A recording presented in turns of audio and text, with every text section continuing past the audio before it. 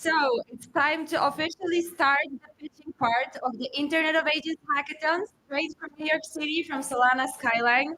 First of all, thank you everybody for all these 7 tough days of building. I've been speaking to so many of you, and personally, just wanted to pass the message from all the organizers and all the partners supporting this hackathon that you did amazing, and we are so proud of you. So much work and effort into the solutions, and you built amazing applications. And now it's time to share it with the world. We'll start with the pitching, and straight after that, we'll turn off the stream and we'll start another one with the winner ceremony. So you can expect it around 6:30, 7 p.m. When we were crowned the winners. And now I believe it's time to welcome the first team on the stage. So, Team Interpreted, it's your moment to pitch your project. Welcome to the stage.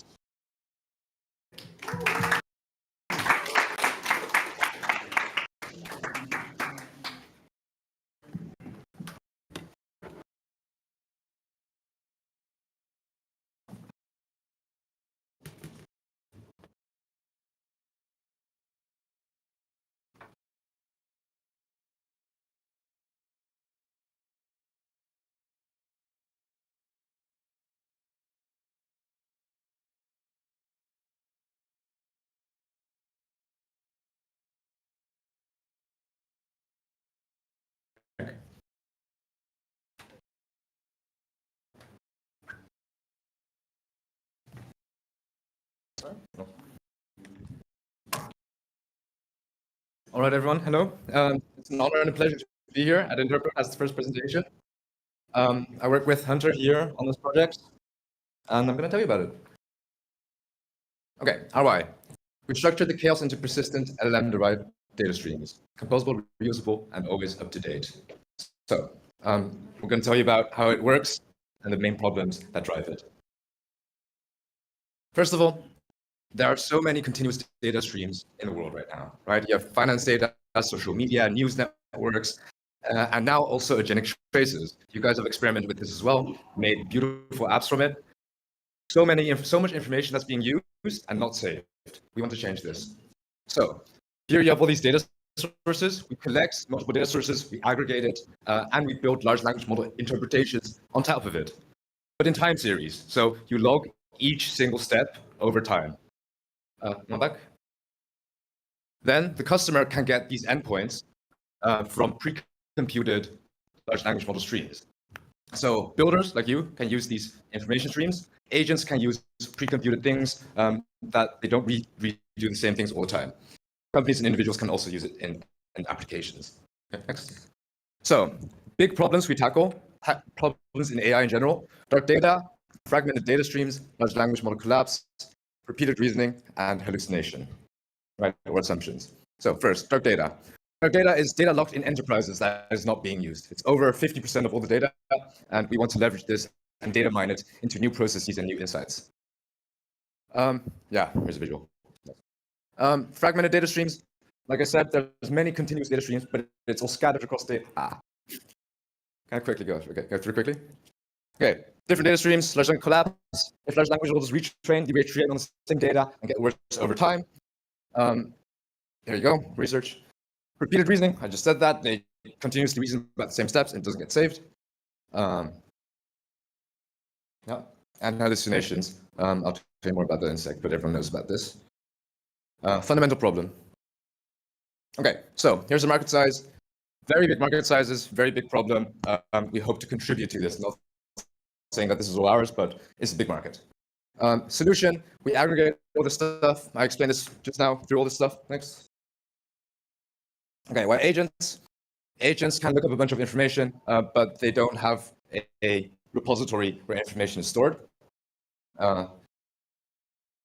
Next.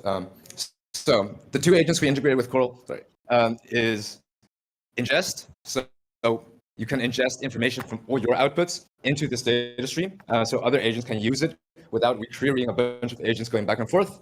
And the inform agent, where you can basically find the repository and the agent will delegate which streams are useful to you. And this is the final thing then. If our brains do it the same way, you have the real world of data you observe, and slowly your brain processes this into higher insights. We want to put this into a database. That's basically it. Thank you. Do we have any questions from the audience? Hey, yeah, a really interesting project. I've just got one question. Do you have an example of like an input and an output? Yeah.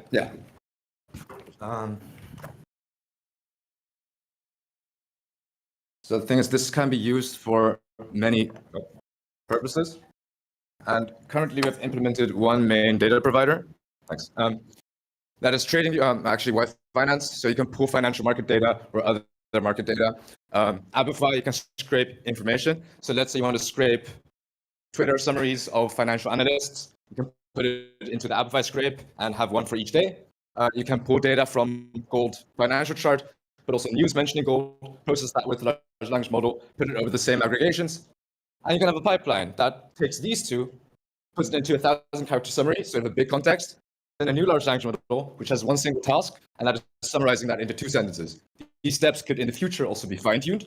So with this big data table, you now have fine-tunable information, which also helps against the large language model collapse, right? Because you're synthesizing rather than only retraining. It's not just synthetic data, it's synthesized data. And finally, you can ingest core agents, which would give you the most advanced version of the information, because these agents in of itself have their whole graph and inference and all these steps, and now it doesn't go to waste anymore. This is the agent repository agent. So this is ingest. Here, an agent could come and be like, hey, someone asked about what Trump did in 2016 about ABC. And hopefully we would have that logged in summaries, and the repository agent would pull the correct tagged columns and provide the right information. Is that clear? Super.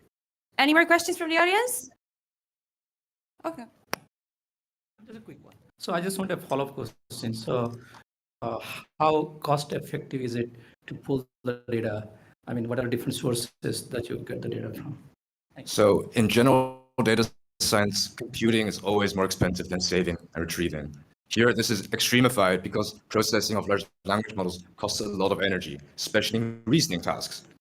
A quick calculation showed that even if you pull the data once, it already saves cost by over 10 times, right? Because large language models are just so expensive.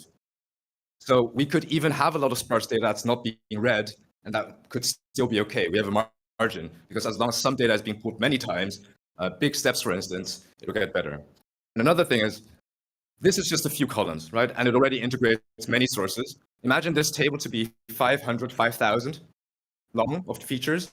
You can create very advanced inferences from the original source data. Okay, so like Clay, but for something other than sales data. My second question part is like, how is this different? Where I can already do this from an existing database? How is this any different? So I heard people mention Clay in this process, but I wasn't really familiar with them before the hackathon. I'd say a lot of existing data providers, they don't really provide the large language model tracing and the logging of all these processes and building upon previous data points. I'm not really familiar with Clay and don't know if they do that. Could be. But we, for instance, the way I thought about this first, Abify also kind of does this, right? They scrape a bunch of information, but they don't store it in time series, right? We could process information from different providers, store in time series, and strengthen it with other language interpretations. Thank you. Thank you so much.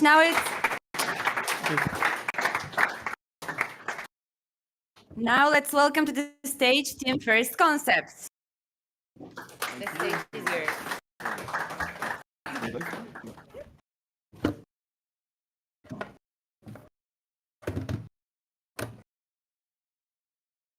And you've got 2 minutes.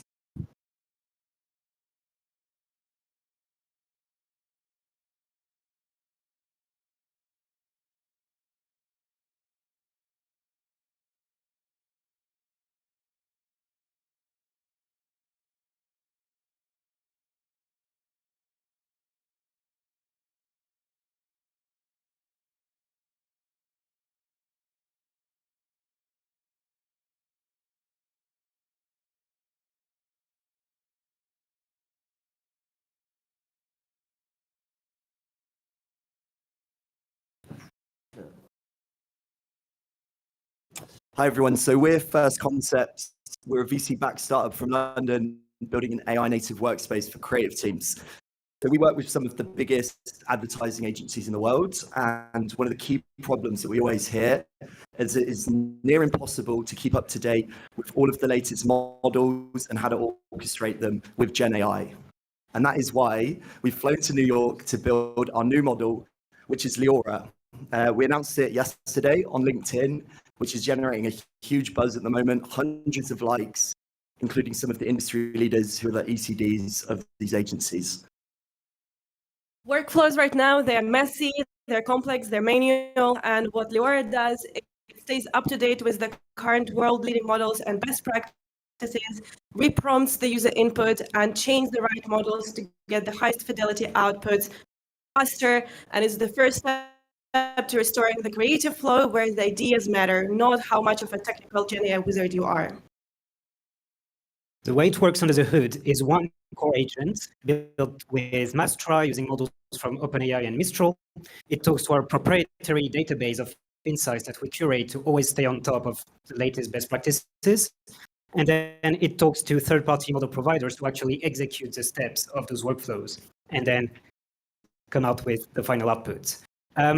We're going to use it for our own product, First Concepts, but now thanks to Coral, it's also available to anyone building such agents, where thanks to the payment layer as well, it means you can just drop in that agent. You don't need to deal with API keys, choosing a model, optimizing your prompts. You just ask for an image or a video, and you get an amazing output, always. To showcase what it can do, we'll show you our launch video where every shot was made with Leora, as well as using 11 Labs for the voiceover. Let's try for history, masters, make it easy. First, every step.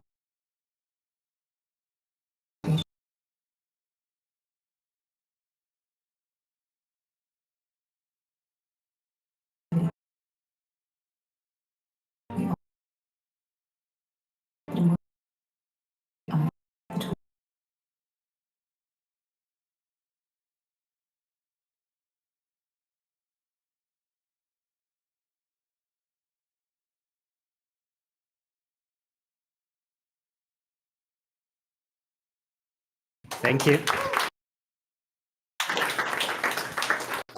Do we have any questions from the audience? Okay. Yeah, so which models are actually best, and what are the different types of use cases that you're typically routing? It depends. That's all points.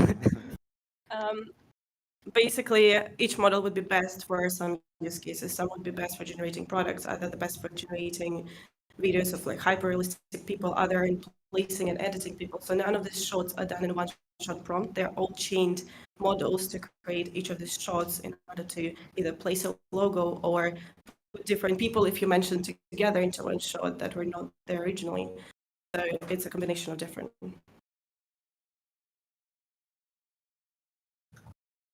So through your interface, is the how do you choose the model? What is the interface? Do I just give a request and then you choose under the hood, or how does that work?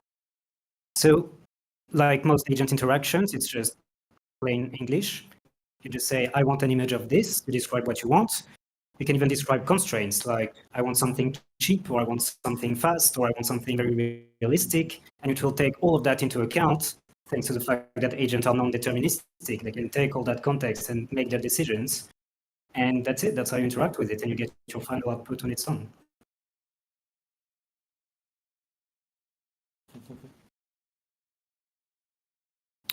I think this is really awesome. Just one question. Who are your target customers and what is the price for your product? So for this specific agent, it's mostly for app builders. And right now we're just passing on the cost of generating the output from the different models, taking just a small margin on top of it. With First Concepts, our main products are ICP, are marketing agencies, and advertising agencies. Thank you. Thank you.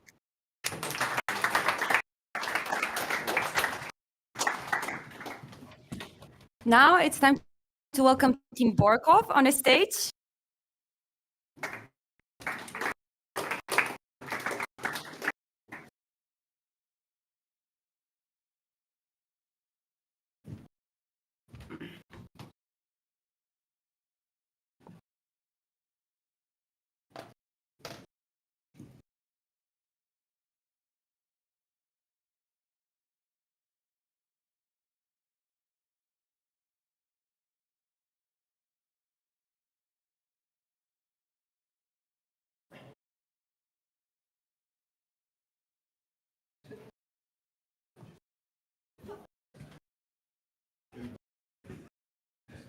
it's not very clear. Okay. Hey everyone, I'm Mehdi. So I built for this hackathon Borkov. So I'm a co-founder of a lending protocol, Stormbit.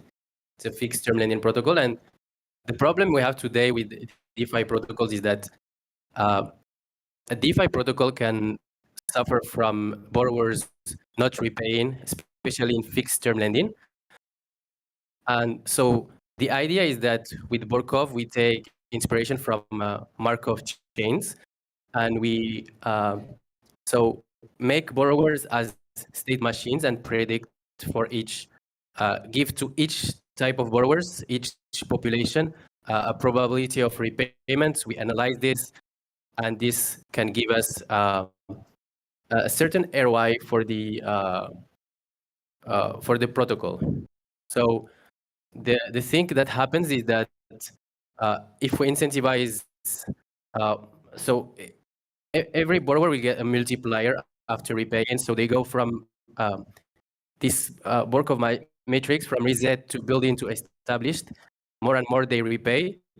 And if they don't repay one time, they go back to reset. So at some point when they will reach a state very high, the incentives to not repay will be very low.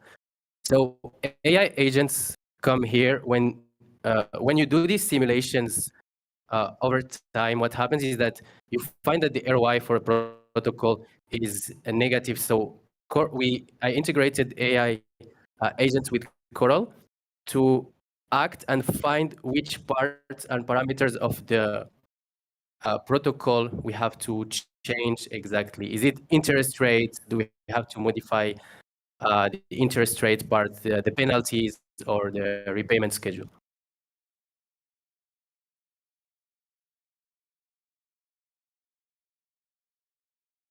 Yeah, so that's mainly the idea around the Borkov.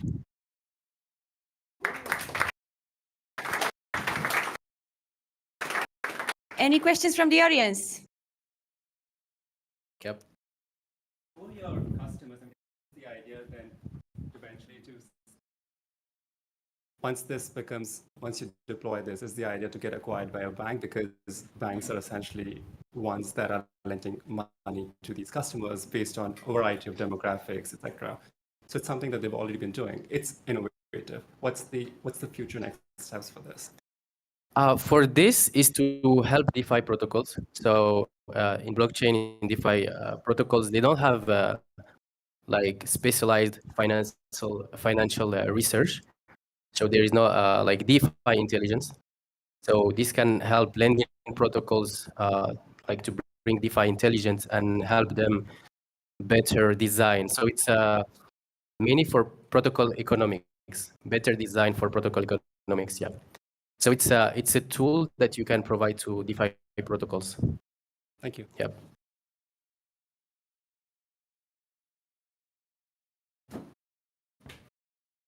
Then thank you so much. Yeah. One question. Okay, let's do it. Hi. Not really a business question, but more of a theoretical question. Because Markov chains are usually a one-step process, right? So technically speaking, you've got this thing called ergodic, where you're looking for a signal that passes through further along. So you're kind of doing these conditional dependencies along the way, if I recall. This is not my specialization, so I could be wrong. So you've got these sort of dependent chains. Are you going to so you completely reset to start if there's a missed payment? Is there a way to, I'm sure there's a way to keep the history so that you can do something beyond just complete reset.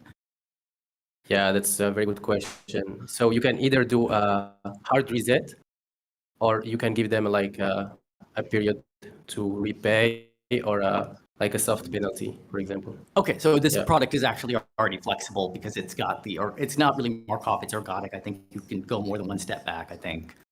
And you can give them the option to like basically play around with the... You can add this option, yeah. Okay. But if you want, you can just keep the hard reset, yeah. Okay, thank you so much. And now it's time to welcome to the stage Team All Aboard. Come on, guys.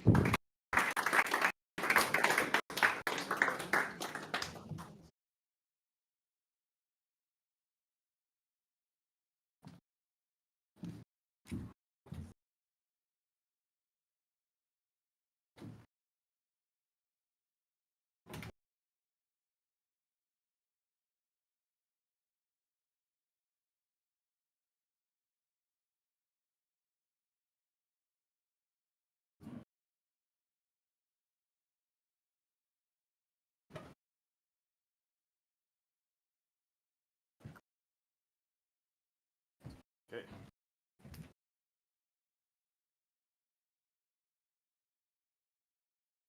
So we are Team All Aboard, a workforce that sticks around and doesn't churn. So about 2 months ago, we won a hackathon for Unmasked, which was about catching AI cheaters and proving that your candidates are credible. And here at Coral, we really wanted to extend that into an agentic flow, taking advantage of Coral, and focus on, are they actually right for the job? Do the job requirements fit? So that's a really important thing, because a bad churn costs you massively. It's up to 1.5 to 5x cost multiplier on salary, and on all the related costs, not just the salary, but everything else that goes into that, and so many of them churn. We got this early validation with the win. We also got our first design partner a few weeks after, and we've been productionizing with them, and now looking to take what we've learned from this hackathon there. Next. So yeah. Making sure everyone fits and making sure we get that culture fit is massive. So we really focused on leaning into the non-deterministic nature of Coral agents. As we were ideating about how we would build this out, we really wanted to put that to the test, let the agents decide, do they have enough detail, and how much deeper to research on a candidate, have the requirements been met, do I need to get more information? And Adrian will tell you a bit about that. Okay, so All Aboard consists of 6 agents in conjunction with an orchestrator agent, which is the interface agent. 5 of which are general purpose research agents. And in All Aboard, we harness these agents to get value for our customers.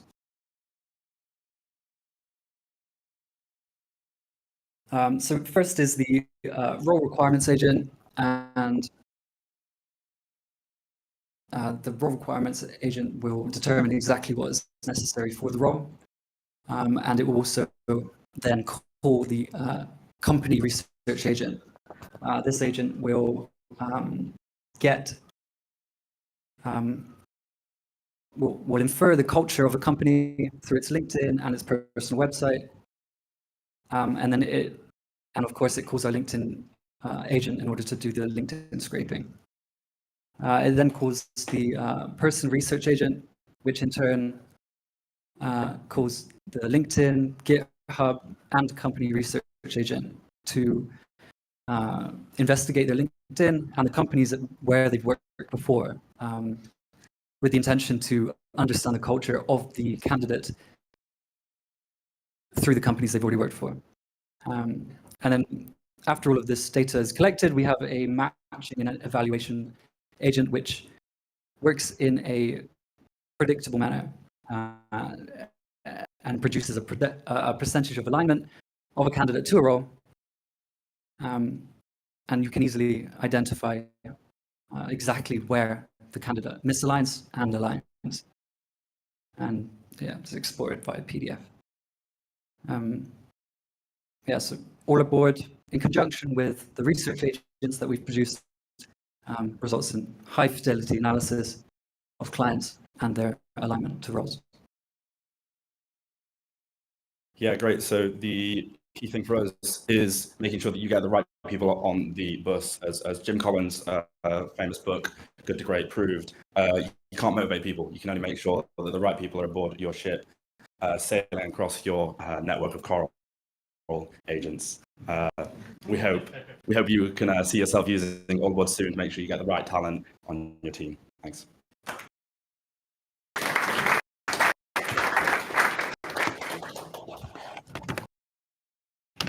I think Yeah, go.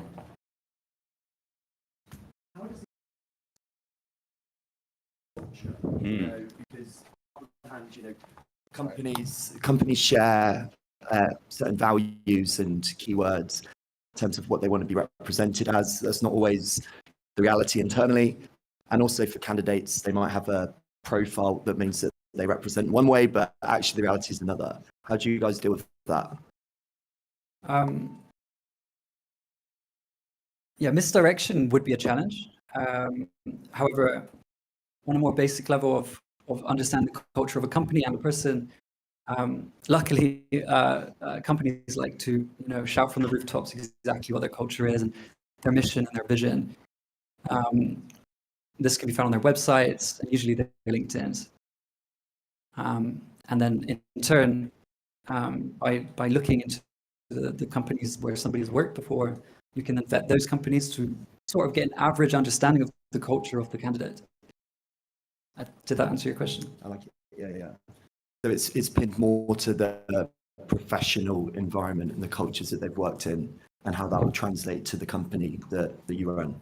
Yeah, I think something to extend on that is often people say a company's culture is its founders, and because of the deep research methodology we have, we can look into those founders, look who they've worked with, look how they relate and how they post and how they present, and even with 11 Labs integration we have on Unmasked as a whole, reach out to people they worked with before on a call. It's a bit of a risky one because people don't always offer a genuine advice in a reference state, but you can look for PR stories, you can look for how their last companies have gone, and that'll give you a really deep understanding of the culture of the company, and the same thing for the employees and who they've worked with.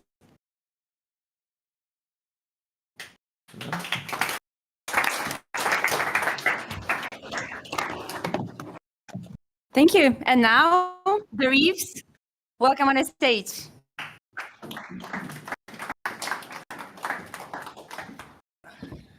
Thank you.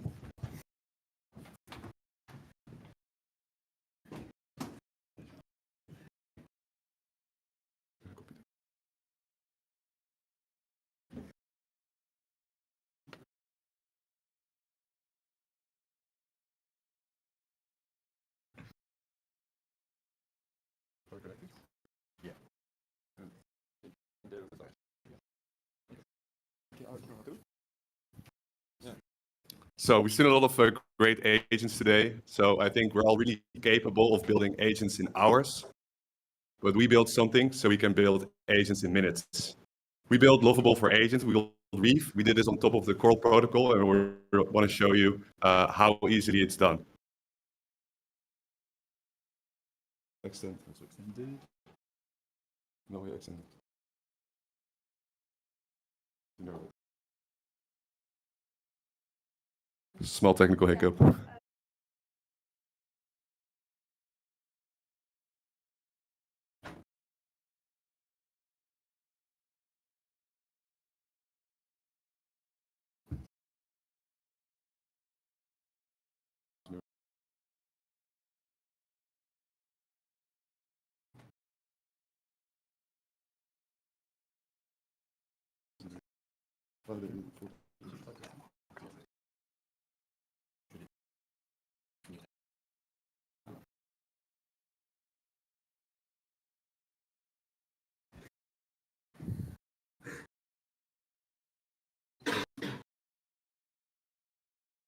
How did you guys do this? No.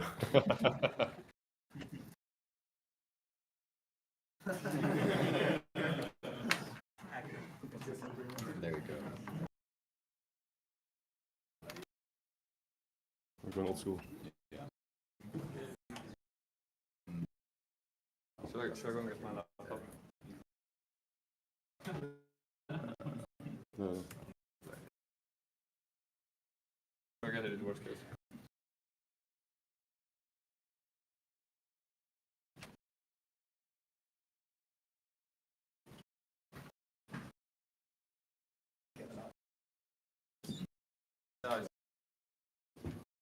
While we are waiting for the screen to start working, you can use the extra time to actually maybe pitch your solution and we'll fix the screen.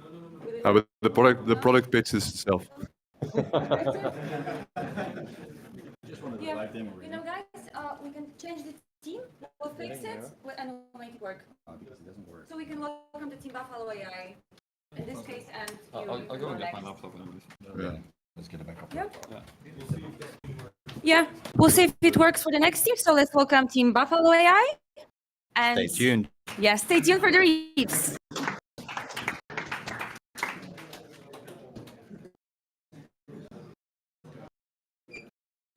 Come in. Yeah.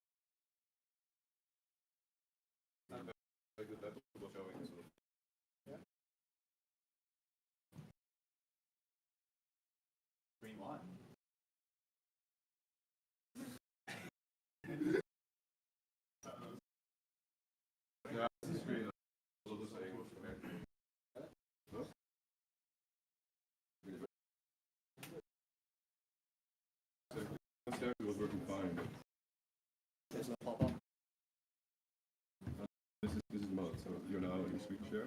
Yes. Because your screen adapts to their screen ratio. Yeah. Then you're mirroring. Oh.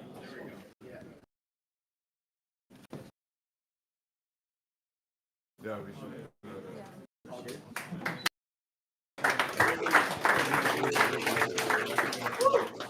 All right.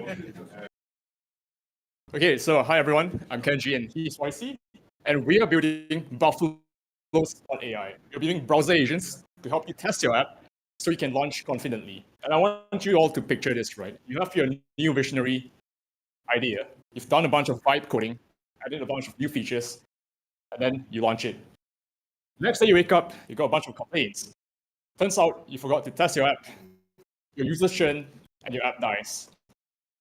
I think in today's generation, the bar for apps are really high. One small feature will cause your business to die. Yeah. Next. You miss. Okay, why now? We've got a bunch of apps for app generation, but AI for testing has not caught up yet. I think we can name a bunch of code generation websites, but we can't name like a bunch of agents that just starts testing for you. We're going to solve the problem for you by building browser agents to test your app. So our solution, Buffaloes AI, all you have to do is to provide your website URL, pass it onto a website, and it will send you a report. You'll run a bunch of tests on your website, your key user flows, your QA tests, a bunch of security flows, and we'll send you a report at the end of the day to tell you what part of your app is broken. And we are targeting non-technical users. This is because developers have playwright tests, but non-technical users don't have any tests at all. So you're technically launching in the dark. So as I mentioned before, we got a bunch of features. The first one is to scan your website. So this checks for like private keys that are in your website. Then we also do a bunch of tests. This is more like QA testing. You get to name your flows of what you want your app to do, and we'll use browser agents to click on the different flows to make sure your app is working as it should be. Yeah, and our agent architecture. In our Coral architecture, we're basically using an interface agent to get the user's input. We're using our own Buffaloes AI agent. And that handles the browser orchestration, the task management, and the website screening agent. You want to take this? Yeah, sure. So the problem we are solving is everyone are building their app. They're not testing their app. If you're non-technical, you can't really just test your app by manual test. You're building one page, that's fine. You're building 100 page. Are you gonna manually test like each page of the app before launch? So this is the idea we built Buffaloes.ai. And the business model is we run two funnels. we have a SaaS funnel, which we have the website. It's already live. You guys can check out buffaloes.ai. It's actually online. We have app.buffaloes.ai and running through like 3 days. After 3 days launch, we have 30 registered user. And our go-to market, we actually generating 3 million views on Instagram. You guys can check in buffaloes.ai on Instagram. Those are real users. And we have one paying customer. I just closed the deal literally 2 hours ago. Thank you. And the paying customer goes through our second funnel, which is the service funnel. So we run through the agency. People are like, I'm building live coding tools and I want to launch it, but they're not confident that how I'm going to do it. Then we're providing services for them to launch it. So we're running these 2 funnels, one SaaS and one agency. This is basically our business model. Yeah, that's pretty much it.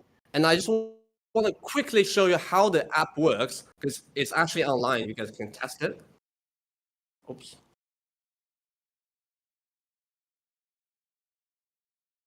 Yeah. So all you need is provide a link. Oh, the screen doesn't seem adapted.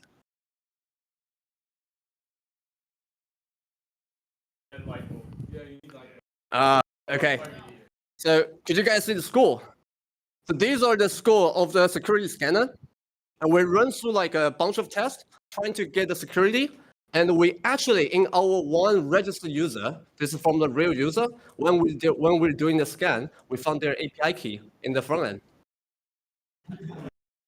So this is the scan, and we actually find their API key in the front end. And there's a bunch of other issues, and the real browser use agent is actually going through the browser and trying to have tests, and also generating a session replay. So you can just copy and paste, send to the developers, send to your cloud code, send to your lovable cursor, and all this to trying to fix it for you. So that's our app, and we are building Buffaloes.ai. Thank you.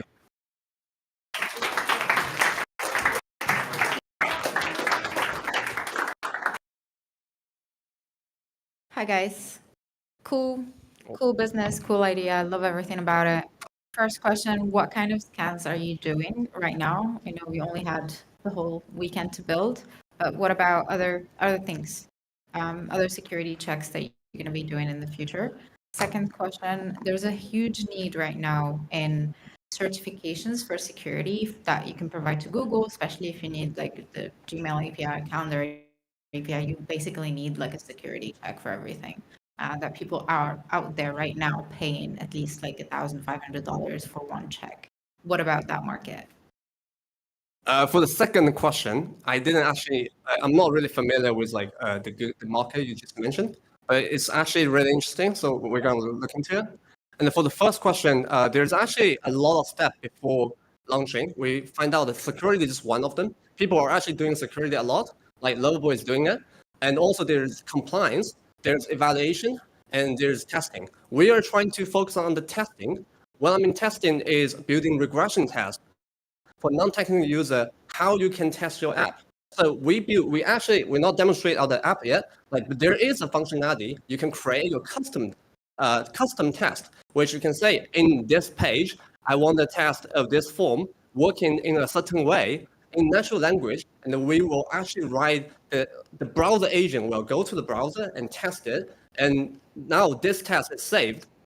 Next time when you launch, you are actually graduating building your regression test. We are enable the capability for non-technical user to test their browser. Is that it? Yeah, so we are using, there's a few steps. First, we use like Firecrawl trying to get a sitemap. And there's a bunch of crawlers trying to get like all the information. It sometimes has false positive, like we need to actually filter out. Then we actually launch multiple browser agent. In our app right now, we are setting this browser agent launch to 3. So you can actually see like 3 browser pop up, and they're starting testing it just like a real user. Any more questions from the audience? Hi there. How did you manage to like stream the console network logs from deployed agents?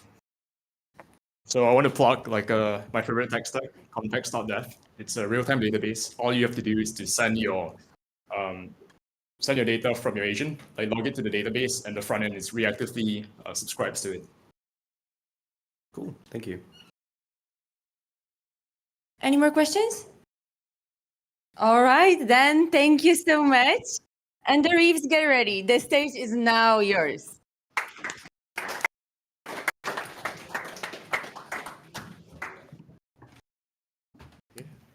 On your mics. Thank you.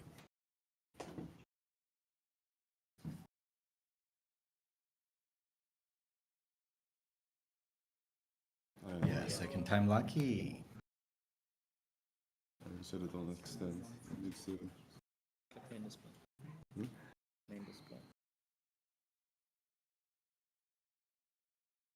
Perfect. Awesome. Let me just copy the prompt.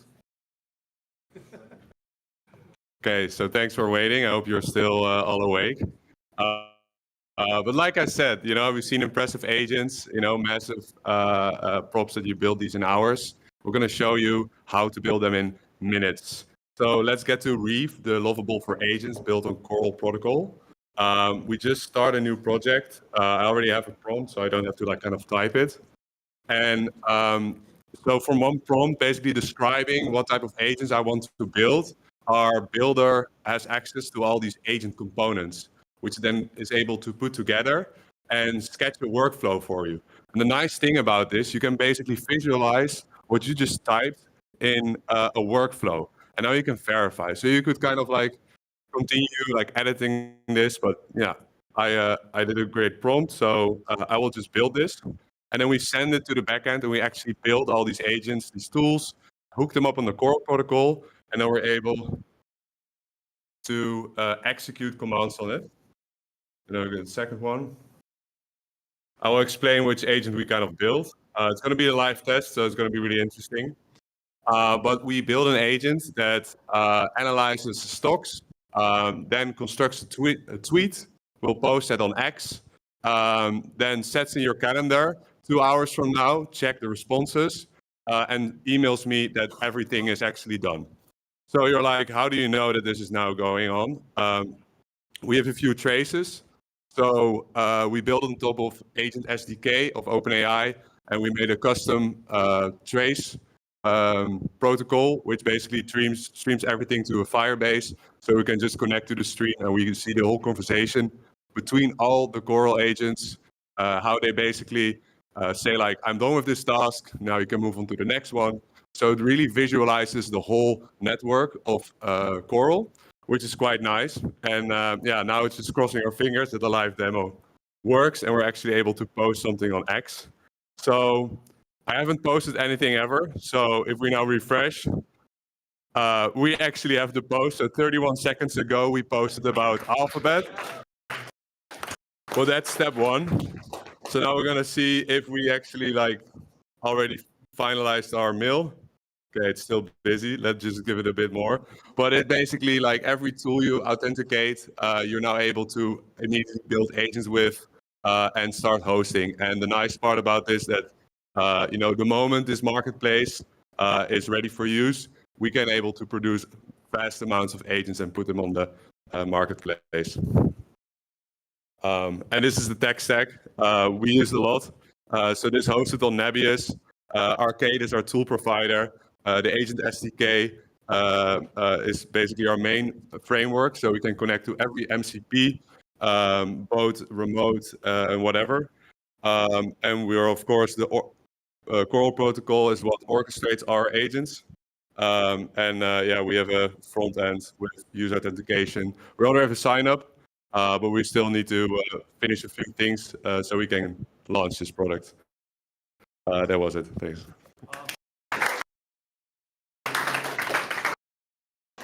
Any questions? Oh, got questions from the audience? Hey, yeah, no, really cool product. Love the UI. I was wondering, what's the limitations on the agents created? Can you do multiple MCPs or, yeah, I'm just curious. So it can support multiple MCPs. So we first had Smittery. So Smittery was one of the MCP providers, and yeah, we use this to kind of have like fetch weather, fetch archive articles, but we're able to add in the config. So this writes a config of what type of agent we need to build, and we can also add like this is the MCP we need, because adding a remote MCP just requires like a few configs in order to make it work, and we just support it. Okay, great, thank you. Any more questions from the audience? Hi. So the call server, is that being used at generation time, or is it just the generated agents that are meant to connect to that? So at the time of coming up with this idea on Friday, we didn't saw direct implementation of updating the agents on the Coral server. So we're generating the Coral server with the whole workflow. So every session that gets created is at a single server. So that if we add agents or change agents, we don't have to restart the server. So everything is packaged in a nice Docker, and that Docker we basically run on Nebius, and that is what the provides like the runtime. So we deploy it. So no call servers used like before the agents start running, like before the generated agents start running, or is it just the after agents or? No, so we generate the agents, and the registry of the Coral server. So the generation of those agents, is that done using agents connected to the Coral server, or is that just? Yeah. It is? Yeah, Okay. so all are connected to the Coral server. That's how they talk to each other. So we use the interface agent that was used in the multi-agent demo, and that one is orchestrating every task. So it gets instructions of what the workflow looks like, and then it knows which agent to contact using the Coral protocol, and we all put them in one group in that session. All right. Thanks. One more. Yeah, awesome application. Obviously, as Coral Protocol team, having anything that can help us scale out the agent marketplace like this, make it simple for people, and make those agents actually useful automatically because they come from a prompt, and that is essentially establishing a working system, like establishing a team and building the team players on the fly. So it's very, very exciting, for us to see that. It was one of the pain points that as a company we have to solve if we really want to keep up with all of the other agent builders and marketplaces that will come onto the market over time.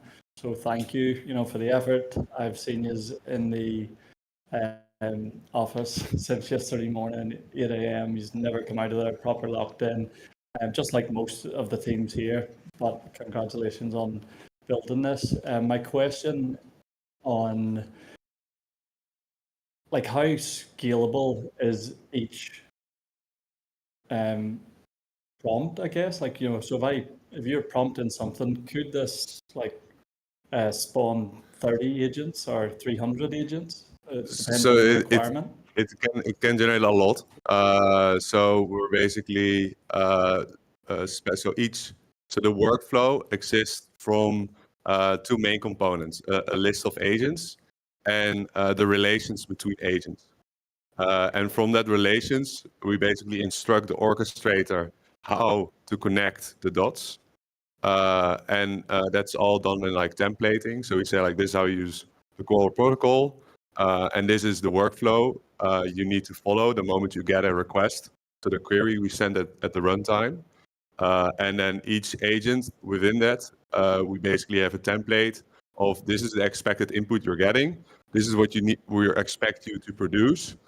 These are the tools available. We hook up the arcade tools, which are pre-authenticated because this is a service they provide. And then, you can do that indefinitely. And now we show mainly sequential flows, but in theory, you can create any flow, especially since we keep the agents running, waiting for more requests, so the orchestrator can call one agent 3 times or just a single time. But the moment that we were able to get them on the marketplace and just live all the time, then the deployment will be easier and scalable as well. Amazing. Yeah, well done. One more question. What is the monetization plan for it?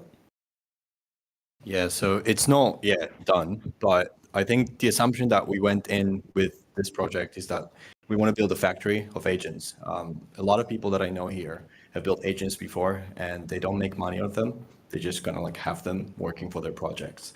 We want to be able to deploy these agents into a marketplace where people can actually reuse them.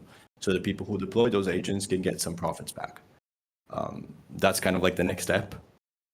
Yeah, and one thing kind of forgot to add is like now we build the agents ourselves, but we can like also connect them to existing agents, of course, because we're on the core protocol. We don't need to generate each agent. Now we generate each agent because the marketplace is empty. But of course, the moment the marketplace isn't empty anymore, then you're just able to rag in agents you need, and then this becomes so much easier even.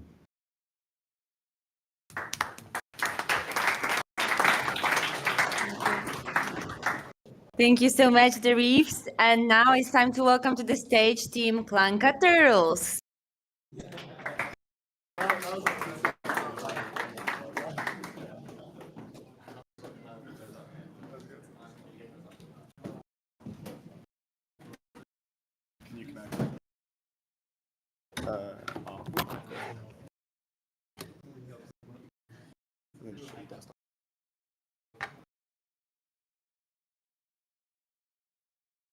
For the record, I was against the name.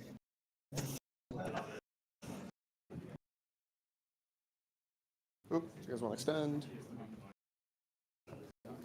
Extend or just? No, just mirror. Is it mirror or extend? Yeah. How's everyone? Everyone good? Yeah? Yeah, that's better. Okay, sweet. Are we starting? Have time to start? We have probably gone over. Okay. Hi, I'm Leo. This is Dan. This is Henry. Dan's a first hire at a YC startup. Henry's founded a marketing agency, and we've also built and launched and sold a company in 20 hours. We all know marketing's important, right? And it's the first-hand thing that we've seen that founders just don't prioritize it correctly, which means that they have a genuinely great product, but just no online presence whatsoever. So we've built every founder's first marketing employee all on Coral. Let's show you.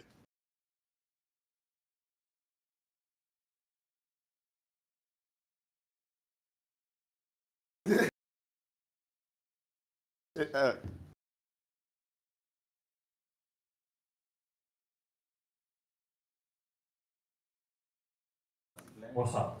Man, I'm just so stressed for my startup. I've got so much to do. I need to get a website, I need to get user content, and I don't even have a marketing person to help me out with it. You've been saying this every week, man. I'm sick and tired of it, so I built your solution. You need to check it out.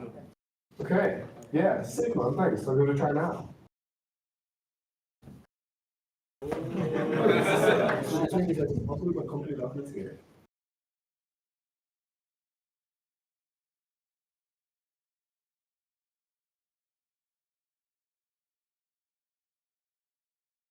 I wait for a little bit.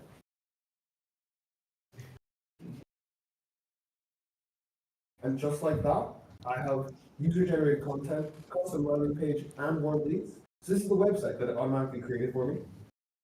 I can see that by the foo-foos.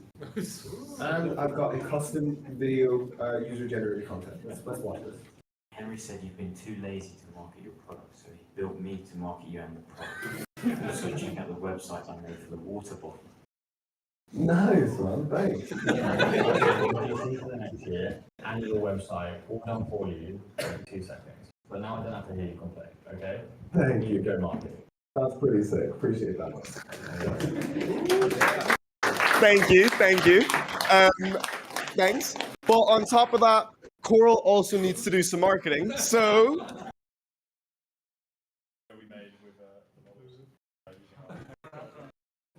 CMO does everything. It's more than warm leads or AI-generated videos. It makes custom user-generated content with your product, as well as builds launch websites from scratch.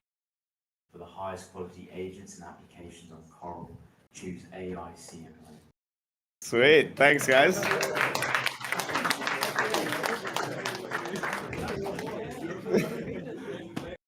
Sweet. Is that us? Yeah, any questions? Oh yeah, sorry. Any questions? My bad. Yeah. What's your process to build like the video generation flow, like under the hood? So the video process is quite simple. There's a new model released from Veed. It's called FAL1. Fabric 1. Fabric 1.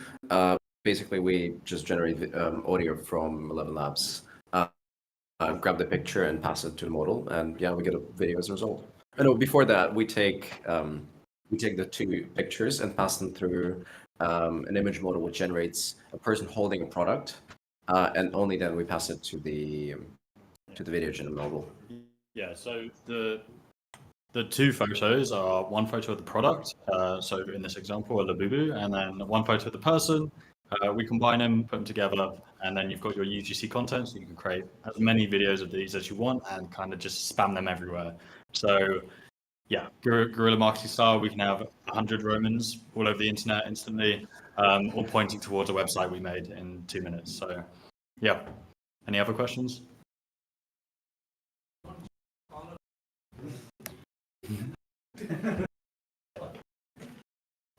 So it's the start of the Roman Empire.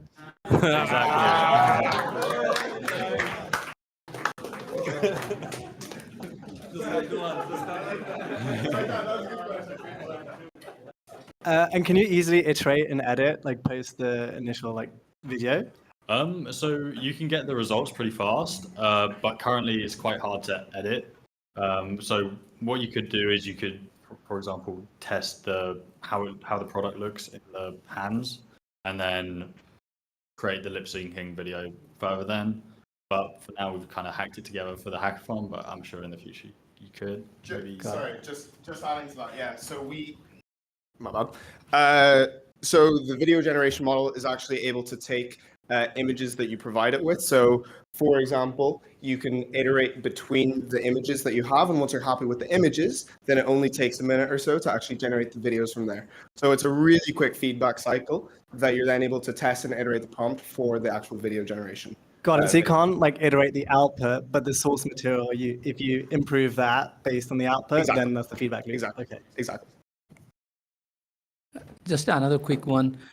Did you say that you were creating a website or just the video images? Yeah, so we create a website instantaneously as well. So based off the same information that the user provides on the product and the company that they're building. Yeah. Will you be able to use any data to see what on the website is working so that the website itself can be updated in real time based on user engagement? So for the website creation, we just used there's an API called 10web, which basically creates a website into like a WordPress template, and there you have everything like analytics. You can just go there and edit anything you want. So it's not like a preset website where it's just like uploaded to GitHub. It's just an editable template. Any more questions? Okay, then thank you, Turtles.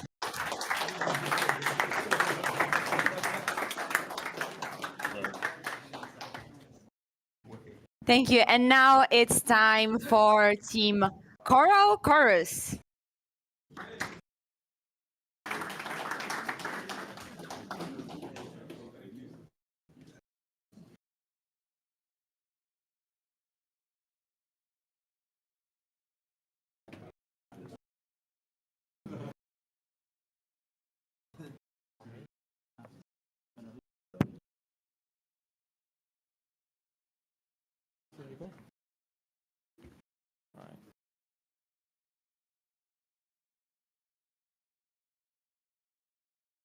Okay, how's everyone doing?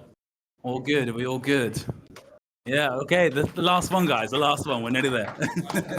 Okay, so at Coral Chorus, we created, actually, you know what, roll the film.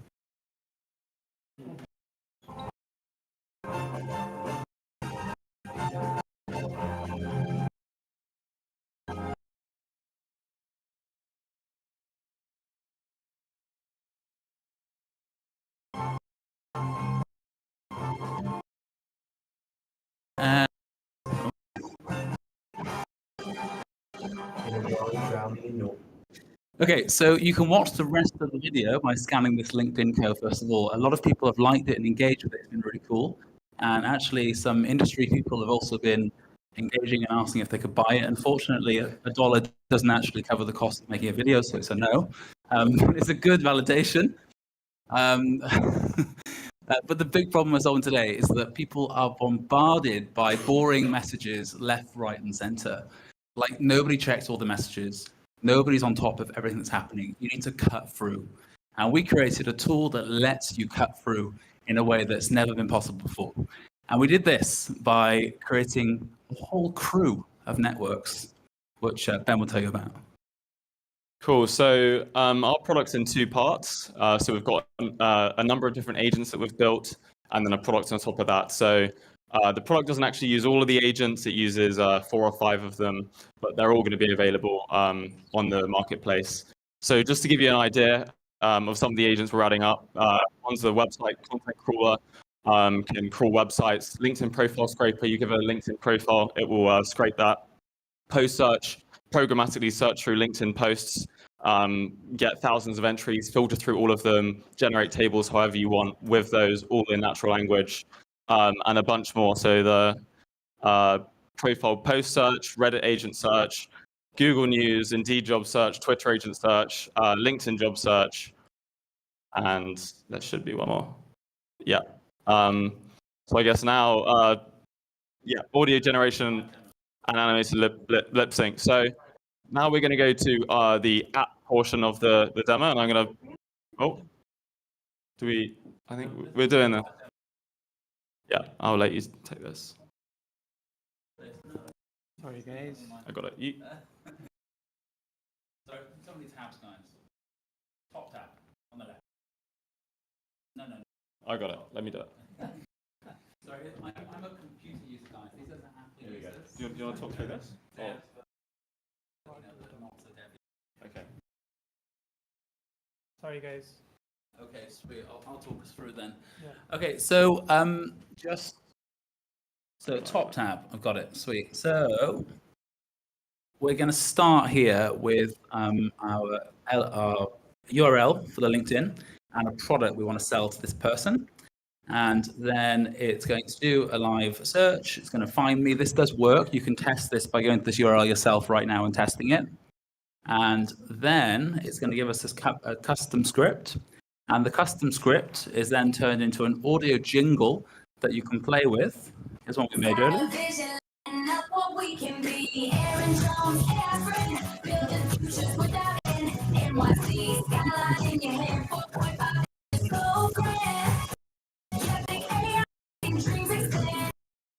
So it's a mixture of like my profile and the product I want to sell. So to give you an illustration now of how one of those videos would look, we also have a Lavuvu video. Hold your seat. Get ready for our Lavuvu video. What? You think you're really pretty? Hey Ben, look who's here to stay. Labubu's come to light your day. Once you thought the world would steal a smile, but Labubu held you close a while. I wasn't interested in Boo-Boos before I saw that.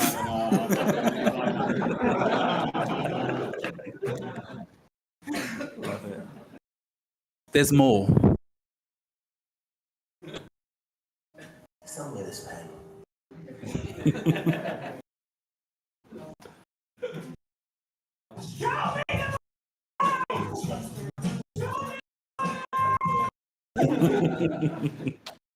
Okay, so the idea is that the hook is the well-known film everybody knows, and then the product gets superimposed using Nano Banana into an image, which then gets driven by the audio generated by the new music API within Eleven Labs, and all of this is orchestrated in the background by the agents talking to each other.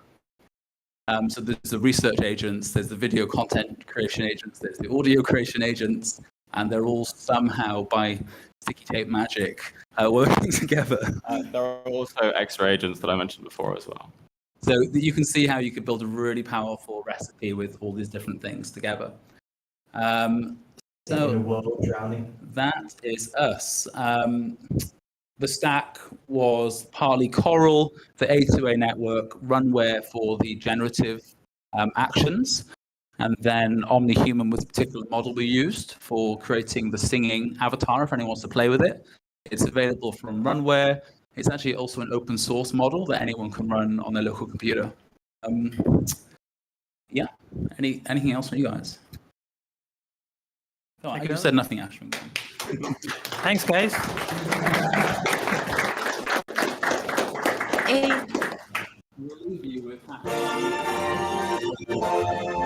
Lights up on the stage, the code is calling us. Keyboards ignite, a rhythm all over. Storms take flight, ideas in the air. Build a dream. Spare will happen. Our streets, creativity. It's like science in happy. Our spirits are fed.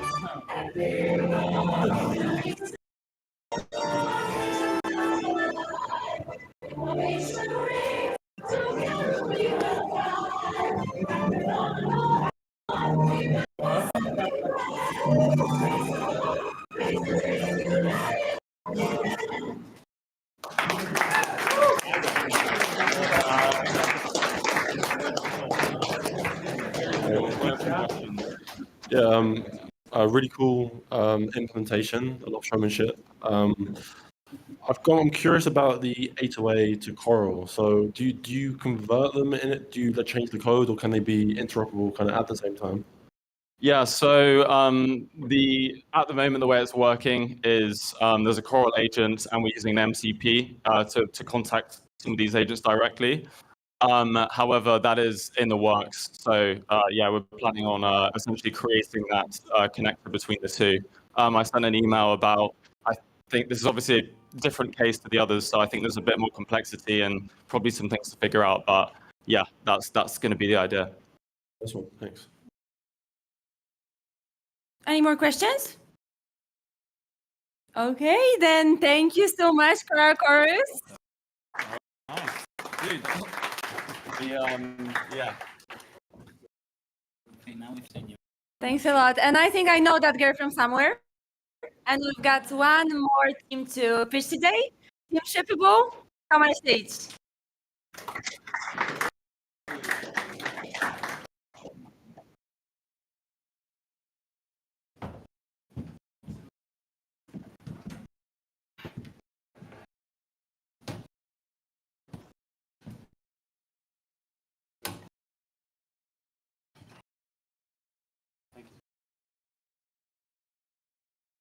Yeah.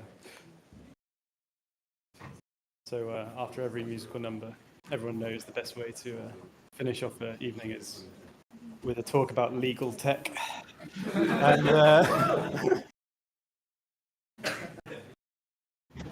the encore no one was asking for. Right. Here we go. So good afternoon, everyone. My name is Christy, and this is my partner, Felix.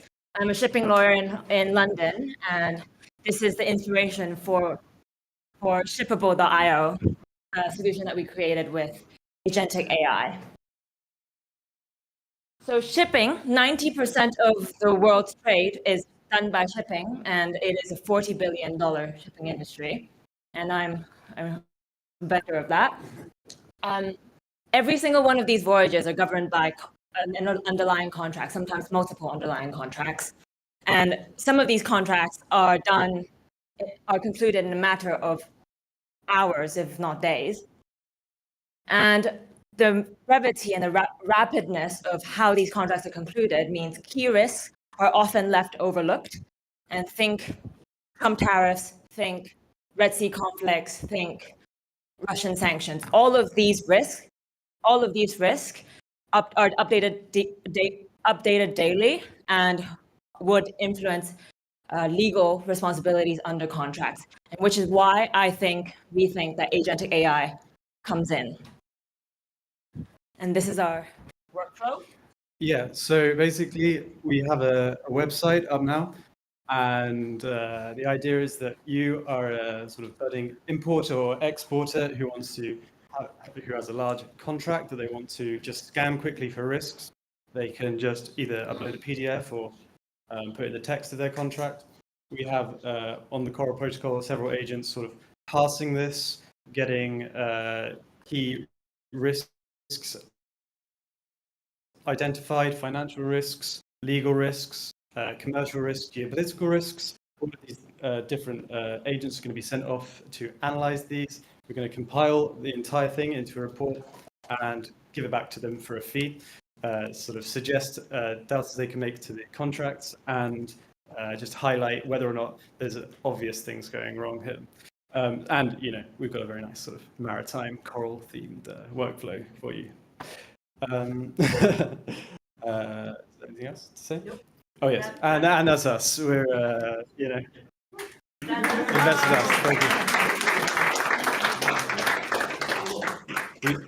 You want to sing anything, or you're okay? No chorus for me. Any questions from the audience? Hey, what's up, guys? Super cool. I think it's a great, and I love that it's so niche down because you're going to be able to really service these people. Once you get this down for shipping, are there other, once you get enough customers, are there other industries you're looking into? Like, hey, I could just do this for the next one too. That's a great question. I think there is so much legal tech out there that currently is mostly focused on LLM and contract-based solutions. But I think for agentic AI, the real advantage to this, it allows real-time updates to the LLM answer that you're provided with. And so I think the industries that will benefit the most from agentic AI are the industries where contracts are entered into rapidly. Shipping is one, which is an industry that I'm involved in. But things that I can imagine it would be beneficial in are maybe insurance contracts, where pricing is also a fluctuating kind of variable. But I would think that the reason it is so niche is because shipping is such a rapidly developing industry and rapidly changing.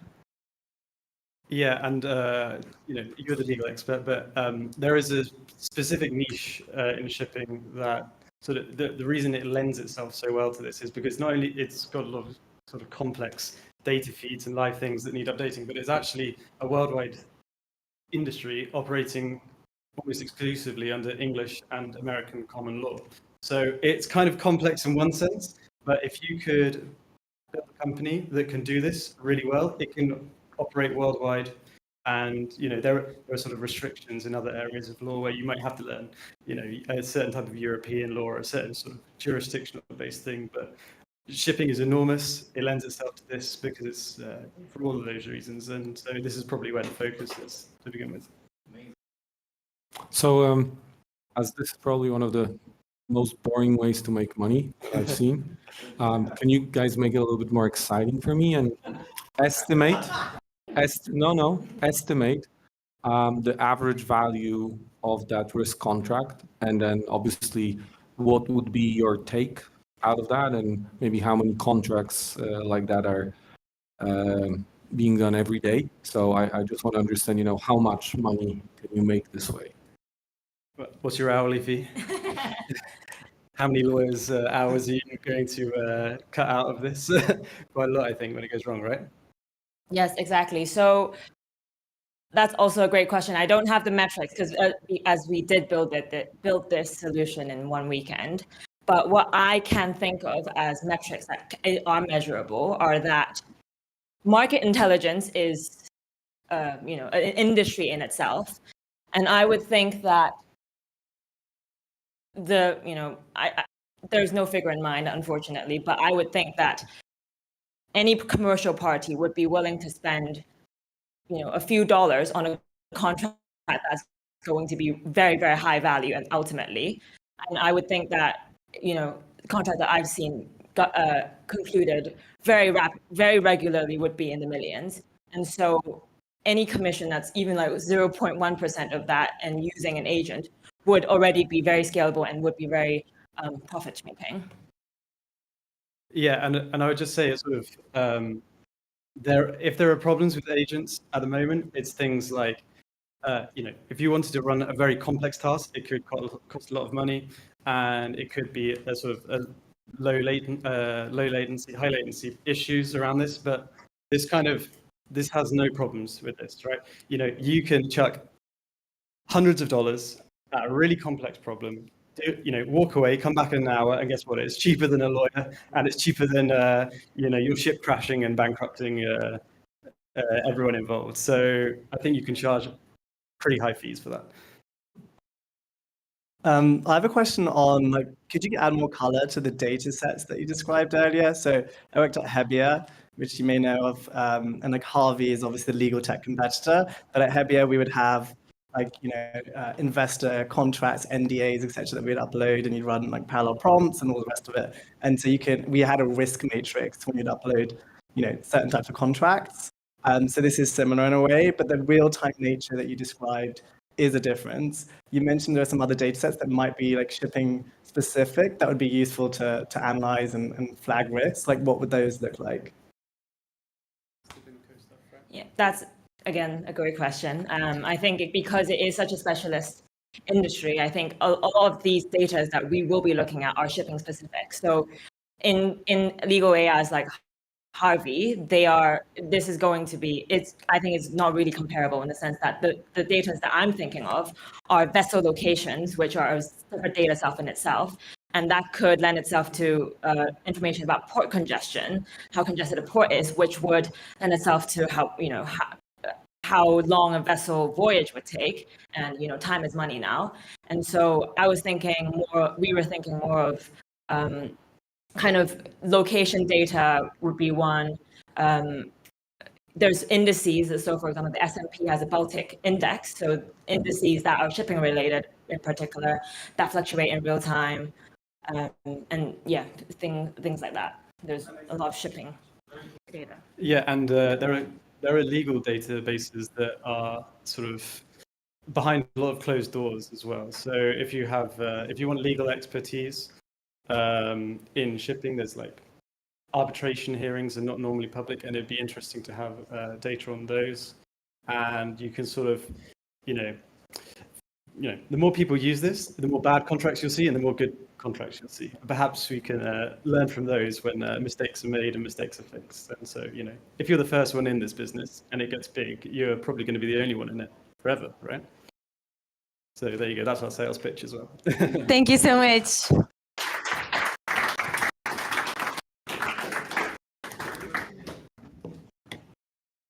All right, these were all the teams who had a chance to pitch live straight from NYC today. However, I need to mention that we've got thousands of builders building with us online as well. So you were able to see them pitch live in here. However, on the LabLab AI website, you can actually check out all the projects that have been submitted at this hackathon. So you can simply head over there and you can take a look at all of these ones. I'd like to congratulate all of the teams. And now it's actually time to choose the final winners of the hackathon, which needs 20 to 30 more minutes. So everybody who's with us here on site, I suggest to stay on the 6th floor, enjoy the terrace. Everybody watching us online, go to the same link and to watch us live in 30 minutes when we'll reveal the winners. See you soon.